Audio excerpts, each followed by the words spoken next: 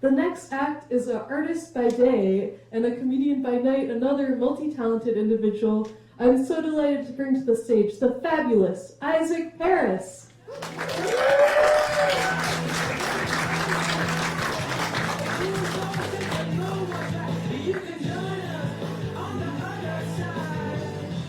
That music makes you really think I'm going to be a badass. It's fun that nerdy stuff can be high-tech, but nerdy stuff can also be like really, really low-tech. And I'm going to share with you some comics that I draw. This is some of Naomi's favorites. This is called Dad Jokes to Make You Cringe. Many dad jokes come from a concept called polysemy, a condition in which a single word, phrase, or concept has more than one meaning or connotation. So for this illustration, what do you call a woman in the middle of a tennis court? A net. I wondered why the tennis ball was getting bigger, then it hit me. You should never get in a committed relationship with a tennis player because love means nothing to them. For this one, why don't Buddhists vacuum in corners? Because they don't have any attachments. The young, impatient monk, he was a young whippersnapper. He wanted to know what was the most important thing he'd learn. He was impatient. He went to the oldest, wisest monk. He said, "What am I going to learn here? What's the most important thing?" The old wise monk said, "How long to wait before drinking your tea." Whoa, that's deep. And I drew a cup of tea here, and when I was drawing this, I accidentally took a drink of my watercolor water, and it was not my cup of tea. That's the point. All right, one of my favorite kinds of dad jokes is an idiom taken literally. Like, what is the most groundbreaking invention? The shovel. Or, you know what always makes my day? The rotation of the earth on its axis. That's a much bigger laugh than that joke deserves. Why haven't aliens visited us yet? Fermi's paradox, something I think about all the time. Well, they looked us up and we only have one star. So are dad jokes only an English phenomenon? No. In Korea, they're called ajegegu. A distant uncle might tell a joke like this, or a middle-aged man. Another word for it is an unfunny joke, an outdated joke, a joke one feels forced to laugh at. And this is a Konglish joke, so if you speak Korean, you might get it. Where does a vampire go to get a drink? Coffee shop. And that sounds like the words for a bloody nose. Yep. Spanglish and Franglish puns are possible because of false cognates. Why do the French only eat one egg for breakfast? Because to the French, one egg is enough. And my favorite one is there was a cat burglar, and he was sneaking around on the roof, but he broke through a window and fell into a French bakery. He's in so much pain right now.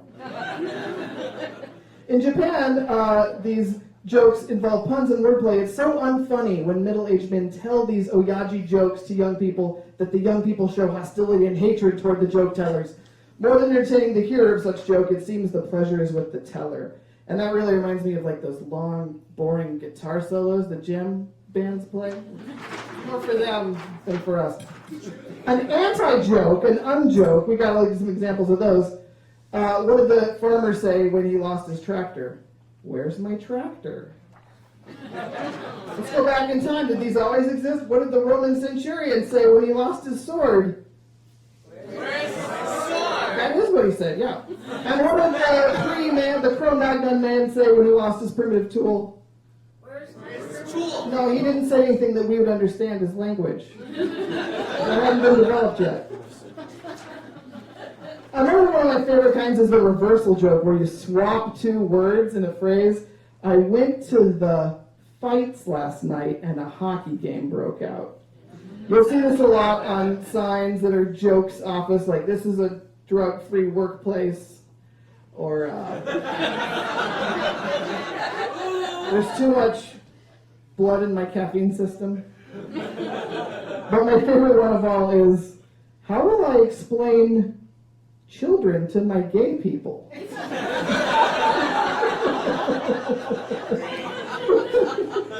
And maybe you'll hear Aphorisms spoken incorrectly, that's called Dundrearisms, like good is pretty, twice as new, dot your T's and cross your I's. Now, what is a mom joke? I've looked all around for them, and I've only found a few, and they're about wine. Did you know you can make ice cubes out of leftover wine? What is leftover wine? Wine doesn't have very many vitamins and minerals, so it's important to drink a lot of it. I think it's a good metaphor, like the wine is like mom and like beer is like dad, because it's like beer is tasteless and boring, like dad, bitter, and wine, can I get you a headache? Too sweet. Why are bad jokes dad jokes?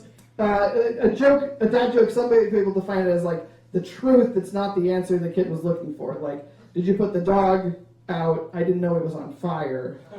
I'm hungry, hi hungry, I'm dad. But I like when a mundane answer is given when something more is expected, like, what brings you here today? A truck. Where do you see yourself in 5 years? Probably a mirror, same as today. And what is not a dad joke? Well, if a joke has mean-spiritedness or sexual innuendo, it's not a dad joke.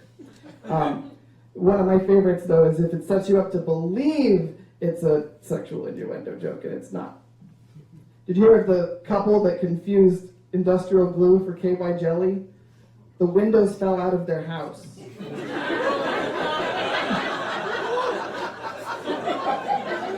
All right, and I'll just share with you a couple acronyms, and then I'll leave you. It's been such a fun time to be on this show with such talented people. Do you know acronyms? You probably know SCUBA and LASER. You're familiar with those? Self-contained underwater breathing apparatus. But did you know DISCO is also an acronym? It stands for Dance Impressively, Swing, Chasse, Oscillate. Ghost stands for Ghoulish Homunculus of Shadowy Travels. Blood stands for Bilious Liquid Operating Oxygen Distribution. Vampire, Vainglorious Aristocrat, Making People Indulge. Retreat, Expire! Glacier stands for Gigantic Lugubrious Accumulation of Compacted Ice, Erie River. And my favorite, Crush, that stands for Clandestine Romantic Unrequited Subject of Harassment. Probably some crushes in the engineering department. All right, thank you. I'll be back later. It's also an honor to have this next act coming back to the stage. You've seen him before, you know him, you love him. He drove here all the way from Eugene. Let's hear one more awesome act from the one, the only, Isaac Paris.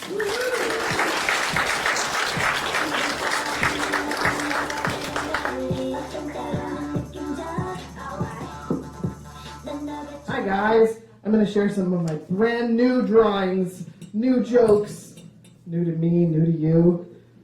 Professor Penamasia's worst of the worst anti-jokes. Okay, what inspired this book was one of my favorite anti-jokes. What did one salmon say to the other when it ran into a wall? Damn. How unfortunate, there seems to be a wall in my way.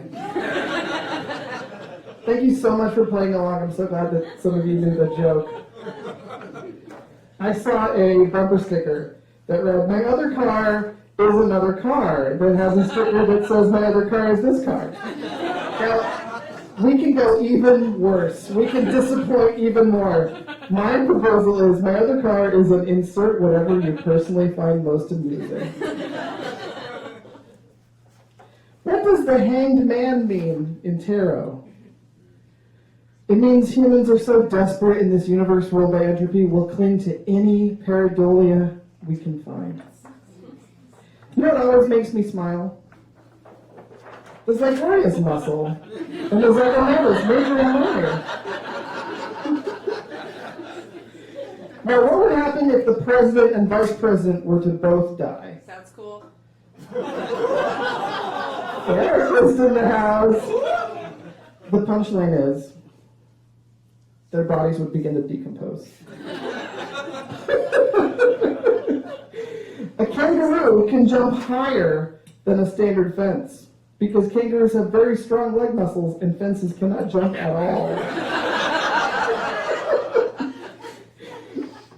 Now, jokes are short That's one of the reasons they're so charming. We can subvert that expectation. Why does the fireman wear red suspenders? Now, when men gave up being a hunter-gatherer and became a member of a society with agriculture and cities, he had to get a job, and you can't go to work without pants on. So the man, he wears red suspenders. They're a pretty nifty invention. They're not as great invention as agriculture, but they do the job of keeping your pants up and allowing you to go to work and not get fired. So thank you. Here's a Halloween joke. At the graveyard, the zombie hunters are looking to see if any zombies are reaching up out of the graves. Everybody's looking for a handout. Here's one of my very favorite. There's this new technology that lets you replace your favorite pornographic actors and actresses with snakes. It's called deep snakes. Reptiles. I should have said reptiles. Got this idea for an invention. You get sick, you don't know who got you sick. Well, this invention, you just cough into your phone and it tells you. It's called cholera ID. Oh, I was showing the picture for this. Okay. I love erotic comics, and my first exposure was Wendy Peeney. Anybody in here read ElfQuest? Anybody? Yeah. That's where I learned that 90% of attraction is due to pheromones.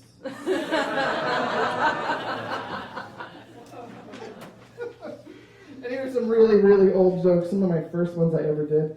Why does the mermaid wear seashells? Because the bee shells were too small, silly! Leaning Tower of Pisa met Big Ben and said, if you've got the time, I've got the inclination.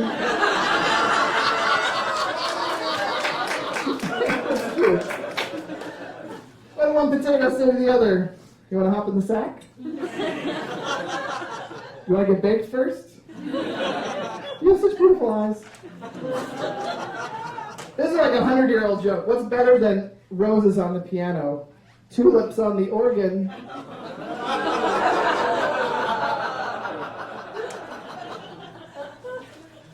What did the gingerbread girl learn when she met the gingerbread boy? That she liked having a cinnamon stick inside her. And why does a sheepdog and a brazier have the same job? To line them up and point them in the same direction. These are all bad.